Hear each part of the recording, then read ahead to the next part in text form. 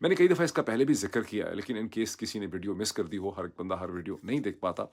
मैं आपको ये बताना चाहता हूँ कि जब बार एसोसिएशंस खड़ी हो गईं 2019 में, जब पाकिस्तान की एस्टैब्लिशमेंट ने इमरान खान की हुकूमत को और प्रेसिडेंट आरिफ अलवी को मजबूर किया और एक रेफरेंस उन्होंने भेजा जनाब काजी फ़ायज़ ईसा साहब के खिलाफ, जो बाद में नवाज शरीफ इमरान खान कहते हैं कि उनको नहीं भेजना चाहिए था, क्योंकि असल में वो रेफरेंस बिल्कुल सही बुनियादों पे बना हुआ था। Just because of the fact कि वो रेफरेंस पाकिस्तान की एस्टैब्लिशमेंट ने बनाया था, इसका ये मतलब नहीं है कि रेफरेंस के मटेरियल फैक्ट्स जो हैं वो गलत थे। उस रेफरेंस में एक इन्वेस्टिगेशन की गई थी जिसमें काजी फ़ायज़ ईसा साहब की अहलिया और उनके बच्चों के नाम 3 लंदन के अपार्टमेंट थे। महँगे नहीं थे वैसे कोई बहुत, बड़े मतलब 2-2 ढाई-ढाई लाख डॉलर पाउंड के वो खरीदे गए थे चंद साल पहले। लेकिन वो एक ऐसे वक़्त में खरीदे गए थे जब काज़ी फ़ायज़ ईसा साहब जज थे। पहले 2000 आई थिंक 9 में वो बलूचिस्तान हाई कोर्ट के चीफ जस्टिस थे। डायरेक्ट एलिवेशन उनकी नवाज़ शरीफ साहब ने करवाई थी उस वक़्त इफ्तिख़ार चौधरी साहब से, और उसके बाद वो सुप्रीम कोर्ट के जज बन चुके हुए थे। और ये प्रॉपर्टीज़ जो हैं उन्होंने कहीं डिक्लेयर ही नहीं की थी। उसके बाद उन्होंने उसको टेक्निकल ग्राउंड्स पे डिफेंड किया। मैंने कई दफ़ा इसका ज़िक्र किया कि नवाज़ शरीफ साहब ने उस वक़्त bar association, Pakistan bar council, Sindh supreme court bar association पे उन्होंने बड़ी मेहनत की, बड़ा खर्चा-वर्चा कहते हैं लोग किया, और यूँ उन्होंने काज़ी फ़ायज़ ईसा के लिए एक बहुत बड़ी डिफेंस लाइन उन्होंने एस्टेब्लिश की। इसको एब्ज़ॉर्ब करें, इस चीज़ को समझें कि नवाज़ शरीफ ने काज़ी फ़ायज़ ईसा को उस केस से बेल आउट किया। लेकिन ये बात, ये कहानी वहाँ ख़त्म नहीं होती।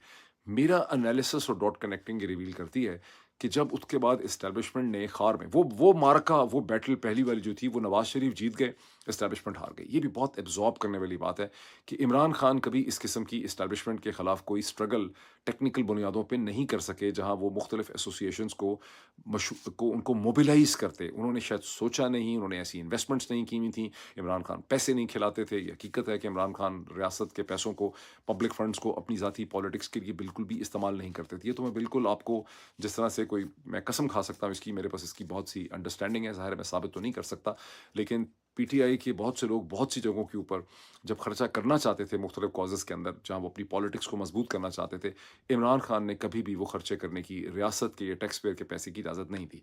बहरहाल, कटिंग शॉर्ट, इस सारी कहानी का एक दूसरा फेज़ भी है। दूसरा फेज़ ये है कि एस्टेब्लिशमेंट ने अपनी ख़ार में उस वक़्त ये फ़ैसला किया कि हम इसका एक रिव्यू फ़ाइल करेंगे। जो डॉक्टर फ़ारूक नसीम जो हैं, उन्होंने वो रिव्यू प्रिपेयर किया, वो रिव्यू फ़ाइल हुआ, लेकिन उसके ऊपर कोई ख़ास बहस जो है, वो नहीं हो सकी। ये वही रिव्यू है जिसको बाद में जब शहबाज़ शरीफ़ साहब की हुकूमत आई 10 अप्रैल 2022 के बाद, उस रिव्यू को विथड्रॉ कर लिया गया था, लेकिन रिव्यू वहाँ पे पड़ा हुआ था। मेरा एनालिसिस ये रिवील करता है कि वो रिव्यू इसलिए नहीं चला था कि एस्टैब्लिशमेंट और काज़ी फ़ाइज़ ईसा साहब के दरमियान नवाज़ शरीफ साहब ने एक डील करवा दी 2020 के टाइम पीरियड के ऑनवर्ड्स, बिकॉज़ ये वही टाइम पीरियड है जब नवाज़ शरीफ और जनरल बाजवा के दरमियान ताल्लुकात में बतदरीज बहुत ज़्यादा इज़ाफ़ा या बेहतरी हो चुकी थी। ज़हन में रखिए कि जनरल बाजवा और नवाज़ शरीफ साहब के according to my dot connecting analysis कभी भी ताल्लुकात कोई इतने बुरे नहीं थे जितना कि पब्लिक और मीडिया को दिखाया गया। फिर काज़ी फ़ाइज़ ईसा साहब की आपको यहाँ पे बात ये समझ आती है कि काज़ी फ़ाइज़ ईसा साहब ने एक डील करके अपनी जान बचाई, बिकॉज़ वो, उन्होंने और उनकी अहलिया सरीना ईसा ने और बार एसोसिएशंस ने जितने भी आर्गुमेंट्स रखे, दलील रखी थी उस वक़्त सुप्रीम कोर्ट के सामने, वो सारी की सारी बेसुध थी। वो सिर्फ़ एक पॉलिटिकल प्रेशर था जो उनको निकालने के लिए। असल में उनका केस बहुत कमज़ोर था। कभी भी फैक्ट्स पे उस केस में बात नहीं हुई, और यही बात आज रऊफ़ हसन साहब ने कही है कि टेक्निकल बुनियादों पे उन्होंने नवाज़ शरीफ की तरह अपने आप को केस से निकाला। लेकिन यहाँ आपको ये समझ आती है कि काज़ी फ़ायज़ ईसा साहब अंदर से एस्टेब्लिशमेंट से कितने घबराते होंगे, कितना डरते होंगे, और कितने वो कमज़ोर हैं इस पूरी इक्वेशन के अंदर।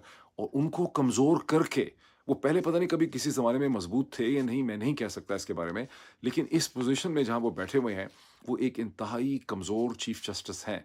उनको जब आप कंपेयर करेंगे उमर अता बंदयाल से, तो आपको एक आज़ाद और ताकतवर चीफ जस्टिस नज़र आता है, जिसको मुख्तलिफ हथकंडों से बेदस्तोपा किया गया। लेकिन यहाँ आपको एक इंतहाई कमज़ोर as per analysis chief justice नज़र आता है, जिसके अंदर किसी भी इशू पे, लीगल, कॉन्स्टिट्यूशनल, मॉरल इशू पे स्टैंड लेने की कैपेसिटी नहीं है। That's a very important point, अगर आप इसको समझ सकें।